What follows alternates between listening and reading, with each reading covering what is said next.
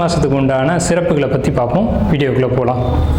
மாசி மாதம் அப்படிங்கிறது சூரியனுடைய சஞ்சாரத்தின் அடிப்படையில் 11வது மாதமாக நம்மளுடைய முன்னோர்கள் அதை எடுத்து வச்சுருக்காங்க. மாசி அப்படிங்கிற மாதம் 11வது மாதம் அப்படின்னு எடுத்து வச்சுருக்காங்க. இது ஏன் அப்படின்னு கேட்டிங்கன்னா, இந்த மாதம் ஒரு புனித நீராடுறதுக்கும், முன்னோர்களுக்கு திதி தர்ப்பணங்களை கொடுக்கறதுக்கும், மந்திர உபதேசங்களை பெறுறதுக்கும், அதே மாதிரி பார்த்துக்கிட்டிங்கன்னா புதிய கலைகளை கற்றுக்கொள்வதற்கும் இந்த மாதம் ரொம்ப ஏற்புடைய ஒரு மாதமாக சாஸ்திரத்தில் சொல்லப்பட்டிருக்கு. குறிப்பாக பெண்கள் இந்த மாதத்தில் விரதம் இருந்து பூஜைகளை ஏற்படுத்திக்கிட்டாங்க அப்படின்னா அது அவங்களுக்கு தாலி பாக்கியத்தை மாங்கல்யம்னு சொல்கிறோம் இல்லைங்களா, அந்த மாங்கல்ய பாக்கியத்தை அதிகப்படுத்தி கொடுக்குது.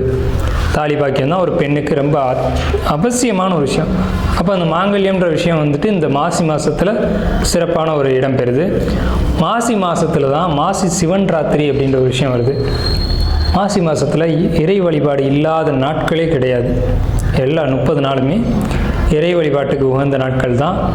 அதில் இந்த ஹோலி பண்டிகை கொண்டாடுறதா இருக்கட்டும், சிவராத்திரியாக இருக்கட்டும், இந்த மாதிரி மாசி அமாவாசைக்கும் மாசி பௌர்ணமிக்கும் விசேஷங்கள் அதிகம்.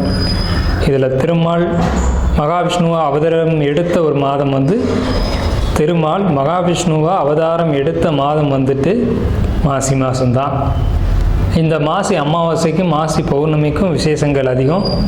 மாசி மாதம் வரக்கூடிய மக நட்சத்திரம் தான் மகாமகம் அப்படின்னு நம்மளுடைய சாஸ்திரம் விசேஷமாக அந்த ஒரு 12 வருஷத்துக்கு ஒரு முறை புனித நீராடல் அப்படின்ற ஒரு விஷயத்தை நம்ம மேலே சொன்னோம் இல்லைங்களா, அந்த விஷயத்தை கொண்டு வராங்க. இதில் தாக்ஷாயினி அப்படின்ற அவதாரத்தில் பார்வதி தாயார் அவதரித்த மாதம் இது. சிவன் திருவிளையாடல் செய்ததும் சிவன் அவதாரம் எடுத்ததும் இந்த மாதத்தில் தான். சிவன் தான் தன்னுடைய திருமணத்தை பார்வதி தேவியை திருமணம் செய்து கொண்ட மாதம் இந்த மாசி மாதம். ஸோ இந்த மாதிரி எண்ணற்ற சொல்ல முடியாத ஏகப்பட்ட விசேஷங்களை கொண்ட மாசி மாதம். குறிப்பாக சொல்லணும்னா 12 மாதங்களுக்கும் 12 தனித்துவம் வாய்ந்த சிறப்புகள் உண்டு. இருந்த போதிலும் மாசி மாதத்துக்குன்னு உள்ள சிறப்புகளை நம்ம மேலே பார்த்துட்டோம். அனுச நட்சத்திரக்காரங்க மாசி மாதத்துக்கு உண்டான பொதுவான ராசி பலன்கள். அனுஷம் தன்னோட விருப்பப்படி தான் செயல்படுவீங்க. சரி, உங்களுக்கான மாத பலன்கள் என்ன அப்படின்னு பார்த்தீங்கன்னா, இந்த மாதத்தில் அதிகமான செலவுகள், அதிகமான விரய செலவுகள் இதெல்லாம் காத்துக்கிட்டு இருக்கு. பயணங்கள் அதிகமாக இருக்கும். பயணங்கள் மூலமாக விரயங்கள் அதிகமாக இருக்கும். ஆடம்பர செலவுகளை நிறைய பண்ணுவீங்க. புதிய நட்புகளும் புதிய நட்புகளால் விரயங்களும் ஏற்படும். புதிய நட்புகளால் விரயங்கள் ஏற்பட்டாலும் நீங்கள் அதுக்காக கவனத்தில் எடுத்துக்காமல் அவங்களுக்காக நிறைய செய்வீங்க. திடீர்னு அவங்களுக்கும் சில கான்ட்ரவர்சி வரும். நண்பர்களுக்கும் உங்களுக்கு இடையில் புதுசாக வந்தவங்களால் பிரச்சனைகளை சந்திக்க நேரிடும்.